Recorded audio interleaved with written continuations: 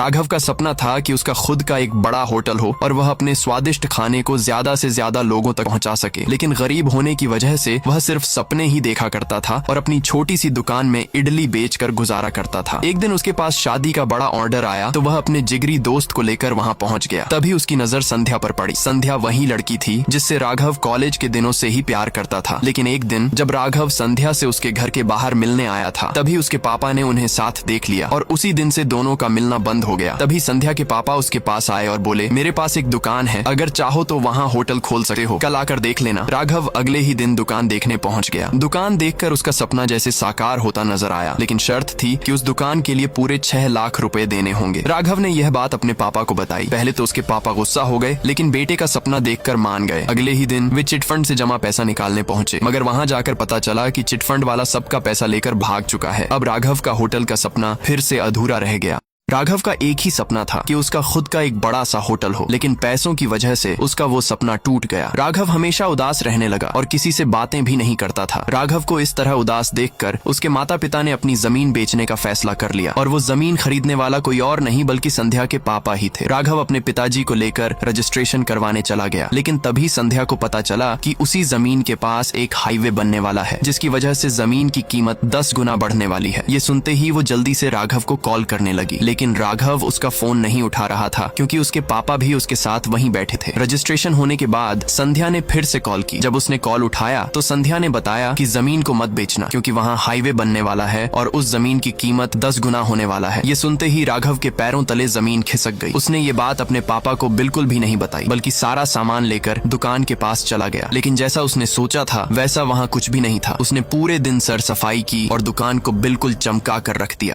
राघव का एक ही सपना था कि उसका खुद का एक बड़ा सा होटल हो जहां उसका स्वादिष्ट खाना ज्यादा से ज्यादा लोग खा सकें। जैसे तैसे करके उसने एक दुकान तो खरीद ली, लेकिन जैसा उसने सोचा था वैसा वहां कुछ भी नहीं था। यह देखकर उसका दिल टूट गया, लेकिन राघव ने हार नहीं मानी और पूरी दुकान की सफाई में लग गया। दिन भर मेहनत करने के बाद आखिरकार उसने दुकान को चमका दिया और फिर उद्घाटन के लिए सजा दिया। उसके माम बाप और कुछ गाँव वाले होटल के उद्घाटन में आए थे, लेकिन राघव के पापा उससे बहुत नाराज थे क्योंकि उन्हें पता चल गया था कि जिस जमीन को होटल के लिए बेचा था उस जमीन के पास हाईवे बनने वाला है और उस जमीन की कीमत 10 गुना बढ़ने वाली है। पूरे धूमधाम से होटल का उद्घाटन हुआ। अब राघव का होटल का सपना तो पूरा हो गया, लेकिन अब समस्या ये थी कि उसके होटल पर एक भी ग्राहक नहीं आ रहे थे। रोज रोज यही सिलसिला चलता रहा, यहाँ तक कि खाने के लिए लोगों को बुलाने की नौबत आ गई, लेकिन कोई भी आदमी उसके होटल में खाने नहीं आता। जब एक आदमी खाने के लिए आया भी तो वह बिना कुछ खाए ही चला गया क्योंकि होटल में अजीब सी बदबू आ रही थी। राघव का सपना होटल खोलने का था जो अब पूरा हो गया, लेकिन एक और समस्या खड़ी हो गई। होटल तो खुल गया, लेकिन उसके होटल पर कोई भी ग्राहक खाने नहीं आते। वह दिन भर मक्खियां ही मारता रह जाता। ये सिलसिला रोज रोज चलता रहता था, यहाँ तक कि खाने के लिए लोगों को बुलाने की नौबत आ गई, लेकिन फिर भी कोई आदमी नहीं आता। एक दिन कोई आया भी तो बिना कुछ खाए ही चला गया क्योंकि उसके होटल में अजीब सी बदबू आ रही थी। राघव को लगा कि कोई चूहा मरा होगा और इधर उधर देखने लगा, लेकिन जब दुकान के पीछे जाकर देखता है तो उसका दिल टूट जाता है। वहाँ बहुत सारा कचरा पड़ा हुआ था, शायद इसीलिए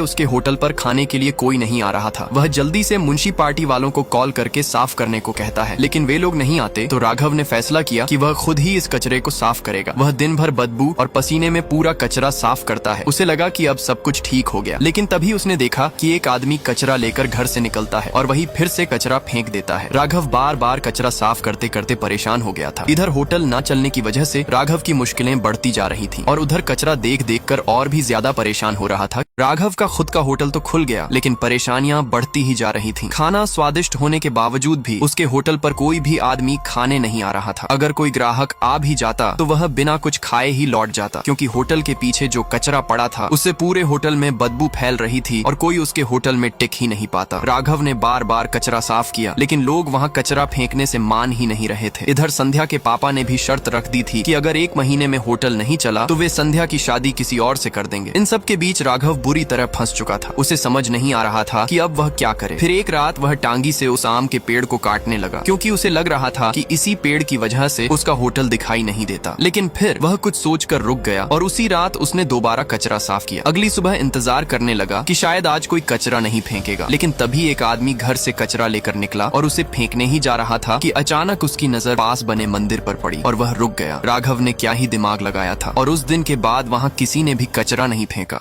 राघव बुरी तरह से टूट चुका था क्योंकि उसके होटल पर एक भी ग्राहक खाने नहीं आ रहा था। तभी उसने देखा कि बगल वाली दुकान पर लोगों की काफी भीड़ लगी थी। राघव भी वहां खाने चला गया और जैसे ही उसने वहां की चटनी चखी तो वह दंग रह गया। उस चटनी का स्वाद इतना लाजवाब था कि राघव सोच में पड़ गया कि उसकी अपनी चटनी तो इसके सामने कुछ भी नहीं है। राघव ने उसी वक्त ठान लिया कि वह इससे भी बेहतर चटनी बनाकर दिखाएगा। तभी उसे अपना बचपन का वो पल याद आया जब वह अपनी माँ के साथ चटनी बनाया करता था। उस रात वह पूरी लगन से चटनी बनाने में जुट गया, लेकिन बार बार कोशिश करने के बाद भी वैसा स्वाद नहीं आ रहा था। राघव परेशान हो गया था। सुबह होते होते वह गुस्से में आकर आम के पेड़ के पास जाकर बैठ गया। तभी ऊपर से एक आम नीचे गिरा और राघव ने तुरंत आम उठाकर रसोई में गया और उस आम से चटनी बनाई। जैसे ही उसने छका उसके रोंगटे खड़े हो गए क्योंकि स्वाद कमाल का था। उसने तुरंत अपने माता पिता को भी खिलाया और उसके पिता भी हैरान रह गए और उसी दिन से उसका होटल चल पड़ा। अब ग्राहकों की कोई कमी नहीं थी। लोग दूर दूर से उसकी चटनी खाने आने लगे और थोड़े ही समय में उसका होटल पूरे इलाके में मशहूर हो गया।